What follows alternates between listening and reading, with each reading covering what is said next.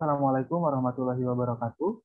Kami dari kelompok 4, mata kuliah perkembangan peserta didik dari kelas 2F, hari ini akan menjelaskan mengenai penyesuaian diri remaja. Selanjutnya, yang pertama adalah konsep dan proses penyesuaian diri remaja. Pada dasarnya manusia adalah makhluk yang selalu menjadi bagian dari lingkungan tertentu. Di samping itu, individu juga memiliki kebutuhan, harapan, dan tuntutan dalam dirinya yang harus diselaraskan dengan tuntutan dari lingkungan. Jadi, penyesuaian diri dapat dikatakan sebagai cara tertentu yang dilakukan oleh individu untuk bereaksi terhadap tuntutan dalam diri maupun situasi eksternal yang dihadapinya. Penyesuaian diri dalam bahasa aslinya dikenal dengan istilah adjustment atau personal adjustment, membahas tentang pengertian penyesuaian diri, yaitu menurut Schneider atau Ali dan Muhammad pada tahun 2015, dapat ditinjau dari 3 sudut pandang, yaitu yang pertama, adaptation. Pada mulanya penyesuaian diri diartikan sama dengan adaptasi, padahal adaptasi ini pada umumnya lebih mengarah pada penyesuaian diri dalam arti fisik, fisiologis, atau biologis. Penyesuaian diri cenderung diartikan sebagai usaha mempertahankan diri secara fisik atau self-maintenance atau survival. Yang kedua adalah conformity, dengan memaknai penyesuaian diri sebagai usaha konformitas, menyiratkan bahwa di sana individu seakan-akan mendapat tekanan kuat untuk harus selalu mampu menghindarkan diri dari penyimpanan perilaku, baik secara moral, sosial, maupun emosional. Individu selalu diarahkan kepada tuntutan konformitas dan terancam akan tertolak dirinya manakala perilakunya tidak sesuai dengan norma-norma yang berlaku. Selanjutnya yaitu Mas Ferry.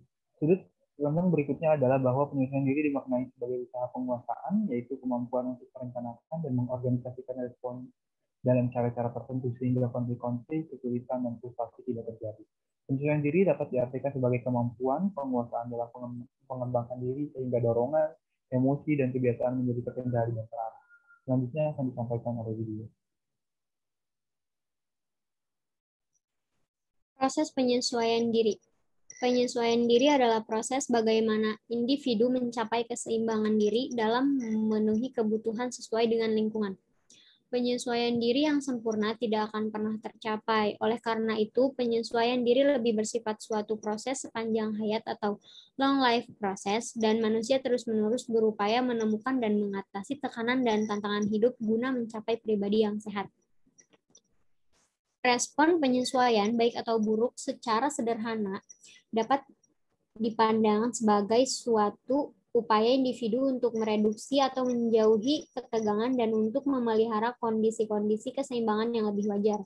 Penyesuaian adalah sebagai suatu proses ke arah hubungan yang harmonis antara tuntunan internal dan tuntunan eksternal.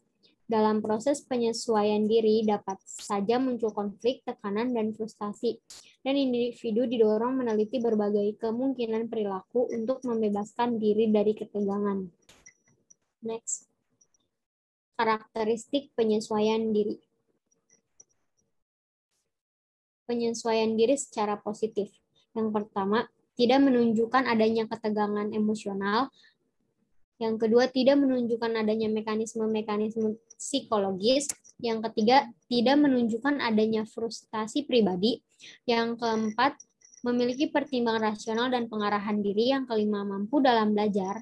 Yang keenam, menghargai pengalaman. Dan yang terakhir, bersikap realistik dan objektif. Next. Selanjutnya akan disampaikan oleh Tiara Nisa Nurhadi. Penyesuaian diri yang salah. Kegagalan dalam melakukan penyesuaian diri yang positif dapat mengakibatkan individu melakukan penyesuaian yang salah. Penyesuaian diri yang salah ditandai dengan berbagai bentuk tingkah laku yang serba salah, tidak terarah, emosional, sikap yang realistik, agresif, dan sebagainya. Ada 3 bentuk reaksi dalam penyesuaian yang salah, yaitu reaksi bertahan, reaksi menyerang, dan reaksi melarikan diri. Yang pertama, reaksi bertahan atau defense reaction. Individu akan berusaha untuk mempertahankan dirinya, seolah-olah tidak sedang menghadapi kegagalan. Ia selalu berusaha untuk menunjukkan bahwa dirinya tidak mengalami kegagalan. Bentuk khusus reaksi ini antara lain rasionalisasi, represi, proyeksi, sour grapes, atau memutarbalikkan kenyataan, dan lain sebagainya. Next.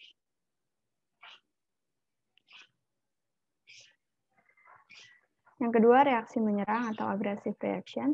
Orang yang mempunyai penyelesaian diri yang salah menunjukkan tingkah laku yang bersifat menyerang untuk menutupi kegagalannya.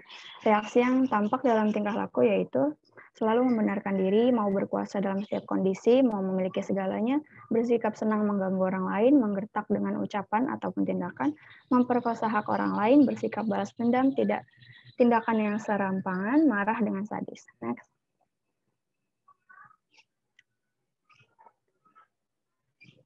Yang ketiga, reaksi melarikan diri atau escape reaction. Dalam reaksi ini, seseorang yang mempunyai penyesuaian diri yang salah akan melarikan diri dari situasi yang menimbulkan kegagalannya. Reaksi yang tampak dalam tingkah laku adalah sebagai berikut. Berfantasi yaitu memuaskan keinginan yang tidak tercapai dalam bentuk angan-angan, banyak tidur, meminum minuman keras, bunuh diri, menjadi pencandu obat-obatan terlarang. Next. Faktor yang mempengaruhi penyesuaian diri.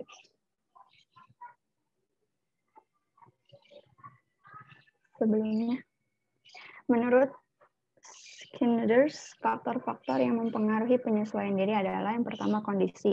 Kondisi fisik individu adalah faktor yang sangat mempengaruhi penyesuaian diri seorang individu, yaitu hereditas dan konstitusi fisik, sistem utama tubuh, dan kesehatan fisik. Yang kedua, kepribadian. Pada setiap tahap perkembangan, kepribadian memiliki unsur penting dalam penyesuaian diri, yaitu kemauan dan kemampuan untuk berubah, pengaturan diri, realisasi diri, dan kecerdasan.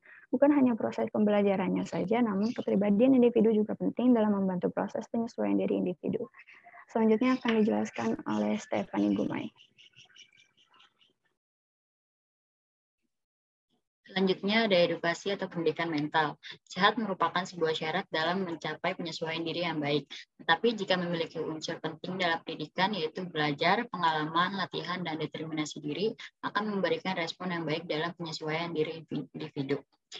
Selanjutnya ada lingkungan keadaan, lingkungan yang baik, damai, tentram, aman, penuh penerimaan, dan pengertian, serta mampu memberikan perlindungan kepada anggotanya merupakan lingkungan yang akan memperlancar proses penyesuaian diri individu. Unsur penting yang dapat mempengaruhi yaitu lingkungan sekolah, rumah maupun keluarga, semua memiliki peran yang sangat penting. Terus ada agama dan budaya. Agama yang memiliki kaitan yang erat dengan budaya memiliki pengaruh yang baik dalam penyesuaian diri individu.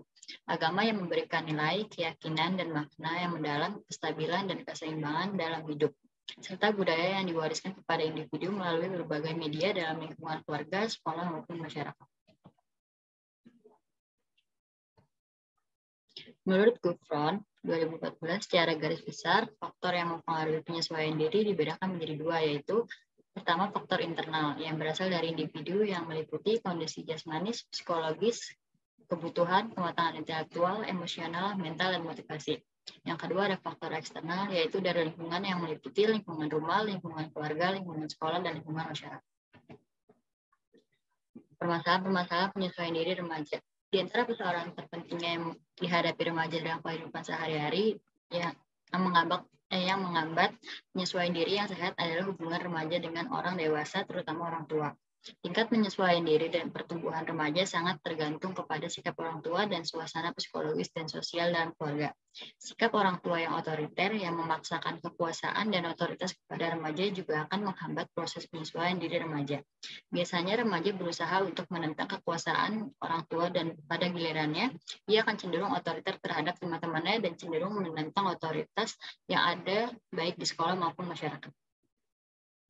Ada pula masalah yang timbul dari teman remaja, yaitu perpindahan ke tempat atau masyarakat baru. Berarti kehilangan teman lama dan terpaksa mencari teman baru. Banyak remaja yang mengalami kesulitan dalam mencari atau membentuk persahabatan dengan hubungan sosial yang baru. Mungkin remaja berhasil baik dalam hubungan di sekolah yang lama. Ketika pindah ke sekolah yang baru, ia menjadi tidak dikenal dan tidak ada yang memperhatikan. Di sini remaja dituntut untuk dapat lebih mampu menyesuaikan diri dengan masyarakat yang baru, sehingga dia menjadi bagian dari masyarakat yang baru itu. Selanjutnya akan dijelaskan oleh teman saya, Cipa Hanifah. Implikasi proses penyesuaian diri remaja penyelenggaraan pendidikan. Lingkungan sekolah mempunyai pengaruh yang besar terhadap perkembangan jiwa remaja. Sekolah, selain pengemban fungsi pengajaran, juga berfungsi sebagai pendidikan atau transformasi norma. Dalam kaitannya dengan pendidikan ini, peranan sekolah pada hakikatnya tidak jauh dari peranan keluarga, yaitu sebagian rujukan dan tempat perlindungan jika anak didik mengalami masalah. Next. Upaya-upaya yang dapat dilakukan untuk memperlancar proses penyesuaian diri remaja khususnya di sekolah adalah: 1. Menciptakan situasi sekolah yang dapat menimbulkan rasa betah at home bagi anak-anak didik, baik secara sosial, fisik, maupun akademis. 2. Menciptakan suasana belajar mengajar yang menyenangkan bagi anak. 3. Usaha memahami anak didik secara menyeluruh, baik prestasi belajar, sosial, maupun seluruh aspek pribadinya. 4. Menggunakan metode dan alat mengajar yang menimbulkan gairah belajar. 5. Menggunakan prosedur evaluasi yang dapat memperbesar motivasi belajar. 6. Ruang kelas yang memenuhi syarat-syarat kesehatan. 7. Hubungan yang baik dan penuh pengertian antara sekolah dengan orang tua siswa dan masyarakat. Selanjutnya.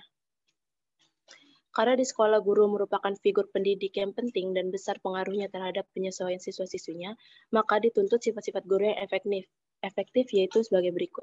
1. Memberi kesempatan atau alert, tampak antusias dalam berminat dalam aktivitas siswa dalam kelas. 2. Ramah atau cheerful dan optimistis. 3. Mampu mengontrol diri, tidak mudah kacau atau terganggu, dan teratur tindakannya. 4. Senang kelakar, mempunyai rasa humor. 5. Mengetahui dan mengakui kesalahan-kesalahan sendiri. 6. Jujur dan objektif dalam memperlakukan siswa. 7. Menunjukkan pengertian dan rasa simpati dalam bekerja dengan siswa-siswinya. Jika para guru bersama dengan seluruh staf di sekolah dapat melaksanakan tugasnya dengan baik, maka anak-anak didik di sekolah itu yang berada dalam usia remaja akan cenderung berkurang kemungkinannya untuk mengalami permasalahan-permasalahan penyesuaian diri atau terlibat dalam masalah yang bisa menyebabkan perilaku yang menyimpang. Selanjutnya saya kembalikan kepada moderator. Sekian dari kelompok kami, semoga apa yang kami sampaikan dapat bermanfaat. Terima kasih. Wassalamualaikum warahmatullahi wabarakatuh.